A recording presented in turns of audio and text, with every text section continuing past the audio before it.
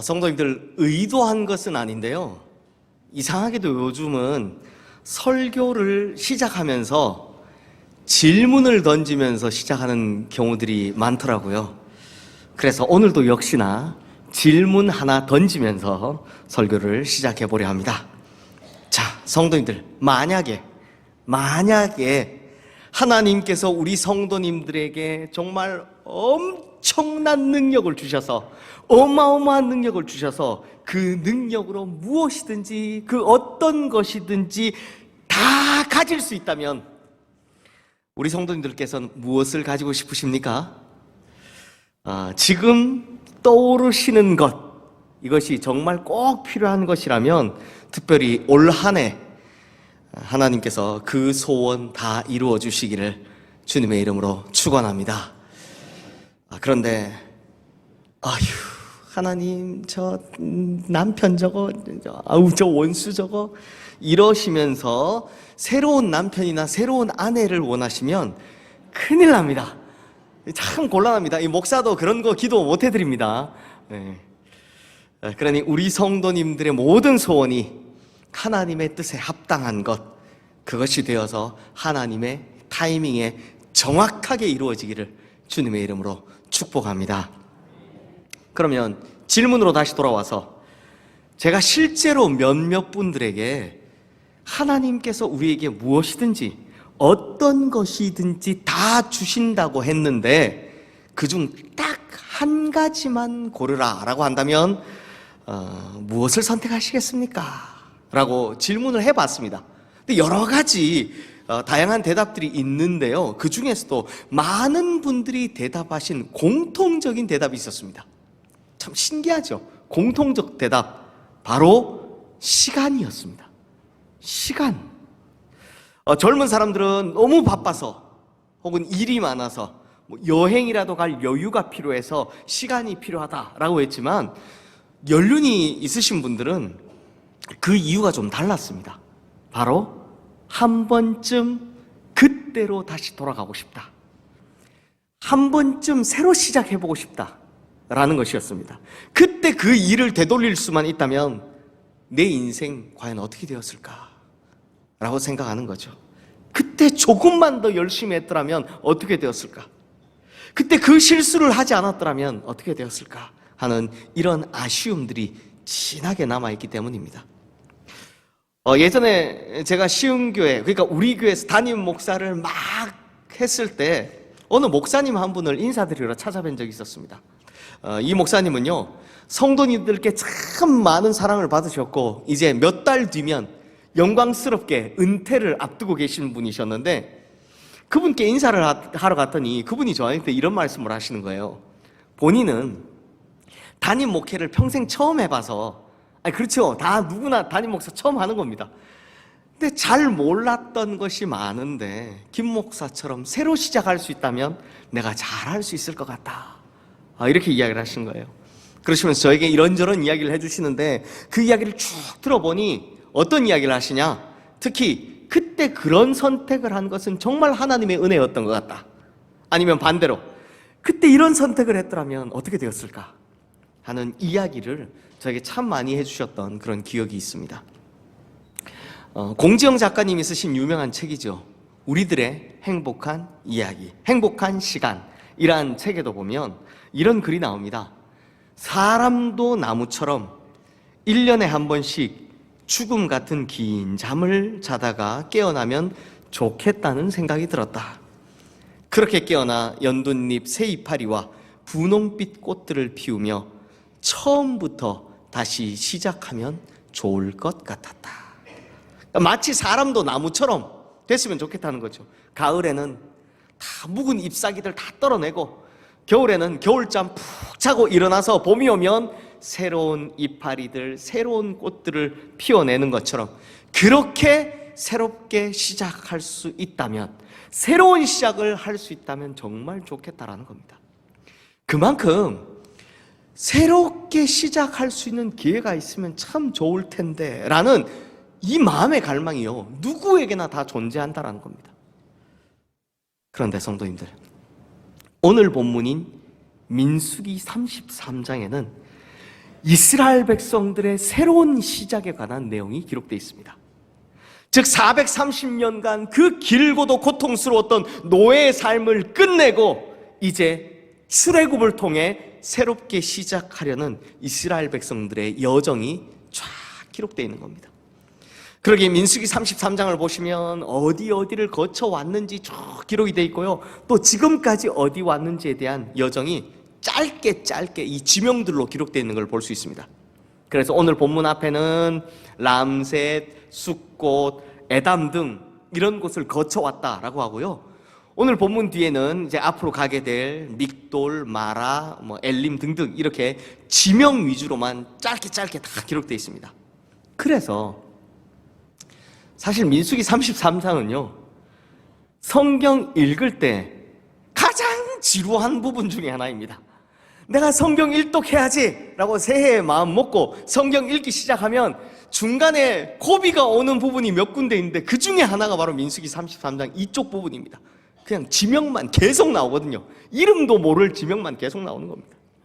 그러다 보니 큰 기대를 가지고 새해 첫 주일 예배에 나오신 우리 성도님들께서 도대체 저 목사가 이 지루한 말씀을 가지고 무슨 설교를 할 것이냐 라고 하시겠지요? 근데 성도님들, 오늘 본문 중에서도 특히 민수기 33장 6절 이 한 절의 말씀에는 지금 출애굽하고 있는 이스라엘 백성들, 특히 새로운 시작을 하고 있는 이스라엘 백성들의 체험적인 신앙과 그에 따른 위대한 고백이 고스란히 담겨져 있습니다. 6절 말씀에. 그러면 6절 말씀 우리 함께 읽어볼까요? 숫곳을 떠나 광야 끝 에담에 진을 치고. 성도님들 6절 말씀 자세히 보시면 특이한 걸 하나 발견할 수 있습니다.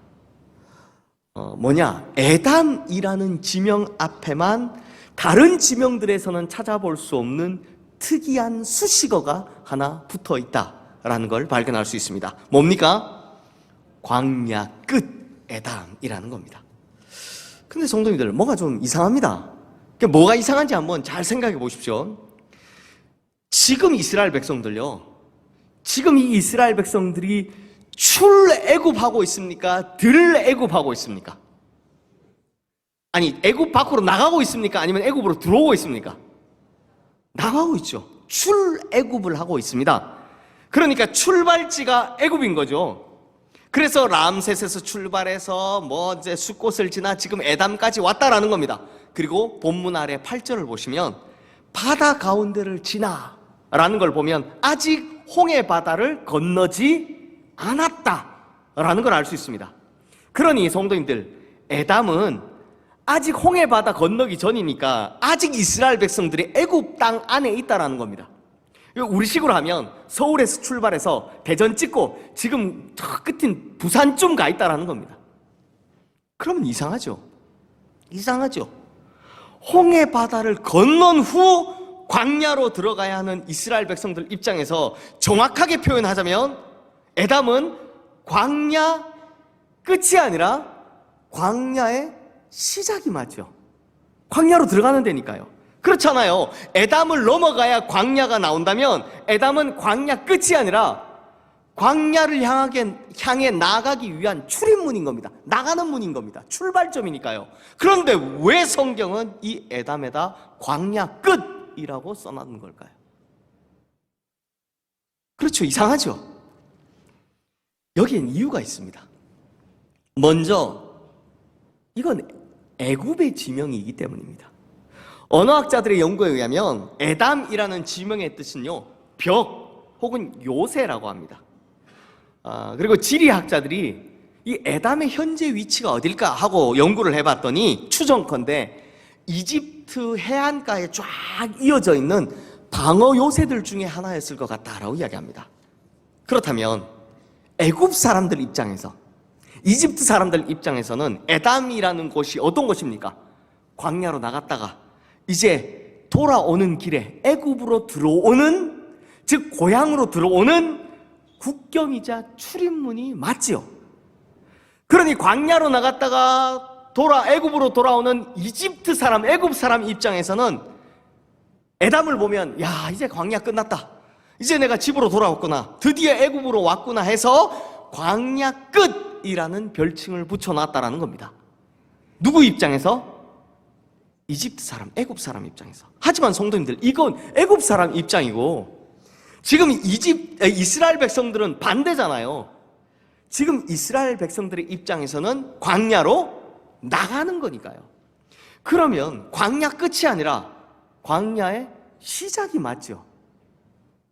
그런데 왜 이스라엘 백성들은 에담에다 광야 끝이라는 그 애굽 사람들이 쓰던 별칭을 붙여놓은 걸까요? 사실 여기에는 숨겨진 진짜 의미가 따로 있습니다. 자, 성도님들, 지금 출애굽을 하고 있는 이스라엘 백성들, 이 이스라엘 백성들이 430년 동안을 애굽의 노예로 잡혀 있었으니까 그들 평생에 가장 멀리 가볼 수 있었던 곳이 어디였겠습니까? 바로 국경입니다. 국경. 노예이다 보니 국경을 넘어가서도 안 되고 넘어갈 수도 없었습니다. 그러니 국경을 넘는다는 건 지금까지 상상해 본 적도 없는 일입니다. 그러므로 성도님들, 이스라엘 백성들이 430년 동안 부딪혀야만 했던 한계, 430년 동안 절대 넘어갈 수 없었던 거대한 장벽, 그것이 바로 애굽의 국경, 광야 끝 에담이었다는 겁니다. 그러므로 광야 끝이라는 말은요, 이스라엘 백성들이 가졌던 한계를 절실하게 드러내는 말인 겁니다. 즉 430년을 노예로 보냈던 이스라엘 백성들이 절대 넘어갈 수 없었던 한계, 그 거대한 장벽, 그것이 바로 광야 끝 에담이라는 겁니다. 그런데 이제 에담을 넘어갑니다. 이들에게 에담을 넘어간다는 것, 지금까지 경험하지 못했던 광야로 넘어간다는 것, 이것이 예전에는요 두려움을 뜻하는 것이었고요, 또 쫓겨남을 뜻하는 것이었고요, 심지어는 죽음을 뜻하는 것이었습니다. 하지만 이제 넘어가야 합니다. 왜냐하면 이 한계를 넘어가야, 이 거대한 장벽을 넘어가야만 진짜 출애굽할 수 있기 때문입니다. 그러니 성도님들, 이스라엘 백성들이 광야 끝 에담을 넘어간다는 것은 이전에 한 번도 가보지 못한 땅을 밟는 새로운 시작이었다는 겁니다. 하지만 사실 이게 얼마나 두려운 일이었겠습니까? 얼마나 막막한 일이었겠습니까? 그렇다면 성도님들, 이스라엘 백성들이 이전에 한 번도 넘어보지 못했던 그 한계의 땅, 광야 끝 에담을 대체 어떻게 넘어갈 수 있었던 걸까요? 두려움, 쫓겨남, 심지어 죽음을 상징하던 광야를 향해 대체 어떻게 그렇게 자신 있게 나갈 수 있었던 걸까요? 그리고 대체 무슨 일이 있었길래 이 광야 끝 에담이 이스라엘 백성들의 출애굽 사건에서 가장 위대한 신앙 고백으로 남을 수 있었던 걸까요? 자, 성도님들, 이 부분이 정말 중요한데요. 성도님들, 이스라엘 백성들이 이 광야 끝 에담을 넘어가는 사건이 조금 더 자세히 기록된 성경 구절이 있습니다. 지금 화면에 뜬 출애굽기 13장 20절부터 22절 말씀인데요, 우리 함께 읽겠습니다. 그들이 숫곳을 떠나서 광야 끝 에담의 장막을 치니 여호와께서 그들 앞에서 가시며 낮에는 구름 기둥으로 그들의 길을 인도하시고 밤에는 불 기둥을 그들에게 비추사 낮이나 밤이나 진행하게 하시니 낮에는 구름 기둥, 밤에는 불 기둥이 백성 앞에서 떠나지 아니하니라. 성도님들, 우리는 대부분 구름 기둥, 불 기둥이 어디서부터 나타났느냐? 광야 어디에선가? 그냥 그 언젠가 그때부터 이스라엘 백성들과 함께 했을 것이다, 그냥 막연하게 이렇게 생각하는 경향이 있습니다. 그렇죠? 아니면 영화 때문에, 이 영화의 영향이 너무 커서 홍해바다 앞에서 애굽의 병거와 마병들이 막 덮칠 때 그때 구름 기둥과 불 기둥이 짠 하고 나타나서 그들을 도와줬을 것이다 라고 생각하는 경향이 있습니다. 그런데 아닙니다. 아닙니다. 바로 이곳 광야 끝 에담을 지날 때 하나님께서 구름 기둥과 불 기둥을 보내시어 그때 그때부터 이스라엘 백성들을 40년간 지키시고 인도하셨다는 겁니다. 그러니까 이스라엘 백성들은 하나님께서 보내신 이 구름 기둥과 불 기둥으로 인해 지금까지 한 번도 넘어가 보지 못했던 한계, 지금까지 한 번도 가보지 못했던 두려움이며 쫓겨남이며 죽음의 상징이었던 그 광야의 끝 에담을 주저함 없이 넘어갈 수 있었다는 것입니다. 성도님들, 바로 이것이 광야 끝 에담이라는 이 한마디에 담겨져 있는 이스라엘 백성들의 체험된 신앙이자 위대한 신앙 고백인 것입니다. 근데 성도님들, 이건 우리의 삶에서도 마찬가지입니다. 우리가요, 여전히 과거에만 매여 있거나 혹은 실패한 경험에 매여서 더 이상 앞으로 나가지 못하거나 또는 여전히 죄의 종노릇만 하는 옛 삶에만 매여 있다면 우리는 절대로 인생의 한계점, 이 광야 끝 에담을 넘어갈 수 없습니다. 그러니 새로운 시작이라는 건 꿈도 꿀 수 없는 겁니다. 하지만 비록 눈에 보이지는 않아도 하나님께서 보내신 구름 기둥과 불 기둥이 항상 나를 인도하시고 보호하시고 안위하고 계시다는 것을 믿으면 그때부터는 우리 역시 그 어떤 한계도 뛰어넘는 새로운 시작이 가능하게 된다는 것입니다. 그러므로 이전 것들을 뒤로 하고 하나님께서 인도하신 새로운 길로 과감히 나아간다면 분명 오늘부터, 특히 2024년의 첫 주일부터 우리의 삶에서 새로운 시작이 가능하게 될 줄로 믿습니다. 그러므로 우리 성도님들, 오늘 우리 인생의 광야 끝 에담을 넘어가는, 한계를 넘어가고 장벽을 넘어가는 모든 성도님들 되시기를 주님의 이름으로 축원합니다. 그러면 바로 지금 오늘 이 순간부터 하나님께서 우리에게 구름 기둥과 불 기둥을 보내주실 줄로 믿습니다. 그래서 이제로부터 영원에 이를 때까지 우리를 자기 눈동자같이 불철주야 보호하시고 지키시고 안위하실 뿐만 아니라 반드시 약속의 땅, 은혜의 땅, 축복의 땅으로 우리를 인도하여 주실 줄로 믿습니다. 사랑하는 성도님들, 원래 기독교는 한계를 넘어 새로운 시작을 가능케 하는 그런 힘과 능력이 있는 종교입니다. 왜냐하면 예수 그리스도께서 죽음이라는 인간의 가장 큰 한계를 넘어 부활이라는 새로운 시작을 이룬 유일한 분이시기 때문입니다. 생각해 보십시오. 어떤 사람에게도 죽음은 모든 것의 끝입니다. 그 어떤 사람에게도 죽음은 에담 같은 한계입니다. 그러나 예수 그리스도께서는 이 죽음을 끝이 아닌 부활이라는 새로운 시작으로 바꿔 놓으셨다는 겁니다. 그러므로 예수 그리스도를 믿고 하나님의 자녀가 된 우리 역시 그 어떤 한계도 넘어가 새로운 시작을 일궈낼 수 있는 그런 힘과 능력이 있다라는 겁니다. 그러므로 우리 성도님들, 새롭게 시작된 이 한 해는 우리 인생에서 벽이었고 한계였던 광야 끝 에담을 넘어가는 새로운 해, 새로운 시작을 이루어내는 능력의 새해이기를 주님의 이름으로 축원합니다. 그리하여 우리의 날들이 앞으로 더 나은 날들이 되고 더 많은 열매를 맺고 더 좋은 결과를 얻게 되기를 주님의 이름으로 축원합니다. 기도하겠습니다. 하나님 아버지, 우리는 예수 그리스도께서 죽음이라는 최고의 한계를 넘고 다시 살아나신 분이심을 믿습니다. 그러므로 예수 그리스도를 믿는 우리 역시 인생의 모든 한계를 넘어 새로운 길로 갈 능력을 부여받았음을 믿습니다.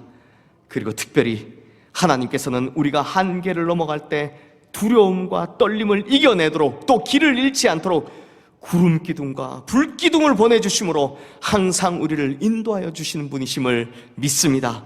그러므로 오늘은 우리의 인생을 가로막고 있던 가장 높은 벽, 막힌 담, 에담이라는 한계를 넘어가는 새로운 시작의 날이 되게 하여 주시옵소서. 그리하여 우리 인생에 가장 크고 선하고 아름다운 변화가 일어나는 새해, 하나님의 은혜로 말미암아 부활의 능력을 경험하는 새해, 하나님의 능력과 응답들에 감사하는 새해, 기쁨과 평안과 말씀이 충만한 새해가 되게 하여 주시옵소서. 죽음을 이기시고 부활하신 우리 주 예수 그리스도의 이름으로 기도드리옵나이다. 아멘.